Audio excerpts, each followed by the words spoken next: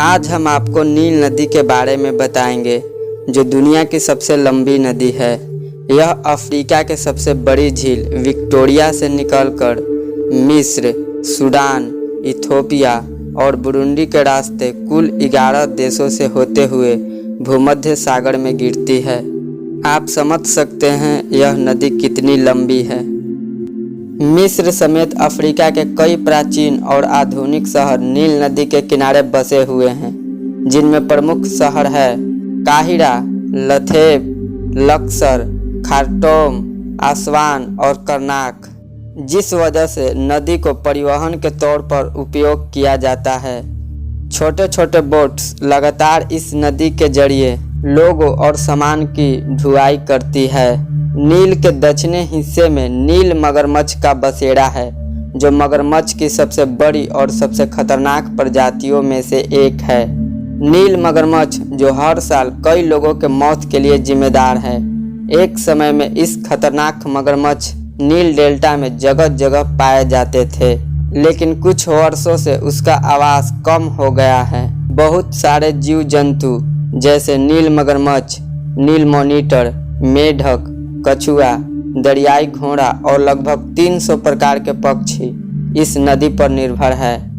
मिस्र में पूरे साल कुछ ही दिन बारिश होती है, लेकिन फिर भी हर गर्मी के मौसम में नील नदी का पानी बढ़ जाता है, क्योंकि दक्षिण की ओर नील नदी के तट पर बसा इथोपिया में उस समय बारिश हो रही होती है। लेकिन अब नील नदी में हर साल बाढ़ नहीं आती है, क्योंकि 1975 में आसवान हाई डैम बनने से इसके पानी को कंट्रोल किया गया है। अब इस पानी को बिजली बनाने में, सिंचाई में और पीने के लिए इस्तेमाल किया जाता है। मिस्र की जिंदगी इसी पर निर्भर है, क्योंकि लगभग 95% आबादी इस पानी पर निर्भर है। मिस्र की सभ्यता में नील नदी का योगदान। मिस्र की सभ्यता दुनिया के सबसे प्राचीन सभ्यताओं में से एक है, जो नील नदी के तट पर काफ़ी विकसित हुआ।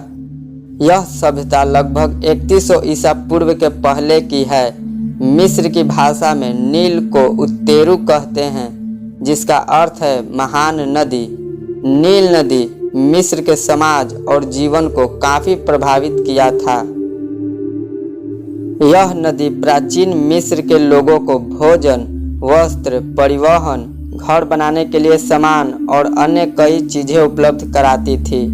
सबसे प्रमुख चीज़ जो नील नदी प्राचीन मिस्र के लोगों को उपलब्ध कराती थी, वो है उपजाऊ भूमि। ज़्यादातर मिस्र रेतीले हैं, पर नील नदी के आसपास के क्षेत्र उपजाऊ है, जिस पर कई तरह के फसलें उगाई जाती थी। गेहूँ, पटसन, कागज का पौधा और पेपेरिस यहाँ की मुख्य फसलें थी। पटसन से मिस्र के लोग कपड़े और बोरियां बनाकर बेचते थे और पैसे कमाते थे, जिससे उनकी आर्थिक स्थिति काफ़ी अच्छी थी। पेपेरिस का पौधा नदी के किनारे उगाया जाता था। प्राचीन मिस्र के लोग इस पौधे की मदद से कागज, टोकरियाँ, रस्सियाँ समेत कई चीज़ें बनाते थे। नील नदी प्राचीन मिस्र के लोगों को घर और इमारतें बनाने के लिए काफ़ी सामग्री उपलब्ध कराती थी। नील नदी की गीली मिट्टी से वो लोग ईंटें बनाते थे। इसके सिवाय नदी के किनारे पर स्थित पहाड़ियों से चूना पत्थर और बलुआ पत्थर भी प्राप्त करते थे। प्राचीन मिस्र के पिरामिड के निर्माण में नील नदी की महत्वपूर्ण भूमिका थी, क्योंकि पिरामिड के निर्माण के लिए इस्तेमाल पत्थरों को नाव से ले जाना रहता था। हर साल सितंबर के महीने में नील नदी का स्तर बढ़ जाता था, जिस वजह से आसपास के इलाकों में बाढ़ आ जाता था। भले ही शुरू में यह बाढ़ कुछ नुकसान करती थी, पर इसकी वजह से काली उपजाऊ मिट्टी की परत बिछ जाती थी, जो फसलों के पैदावार को काफ़ी बढ़ा देती थी। मिस्र के लोग बाढ़ से आई इस मिट्टी को नील नदी का तोहफा कहते थे। मिस्र के लोगों ने अपना कैलेंडर भी नील नदी के हिसाब से बनाए हुए थे। उन्होंने कैलेंडर को 3 मौसमों में बांटे हुए थे, जिसका पहला मौसम नील नदी के बाद, दूसरा मौसम जब फसलें उगाने का समय हो और तीसरा जब फसलें काटने का समय हो।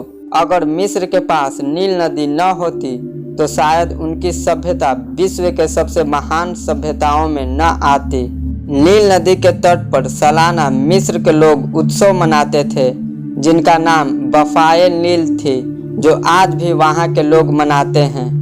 तो बस दोस्तों, आज के लिए इतना ही। अगर ये वीडियो आपको पसंद आई हो तो प्लीज़ वीडियो को लाइक करें और चैनल को सब्सक्राइब करना ना भूलें।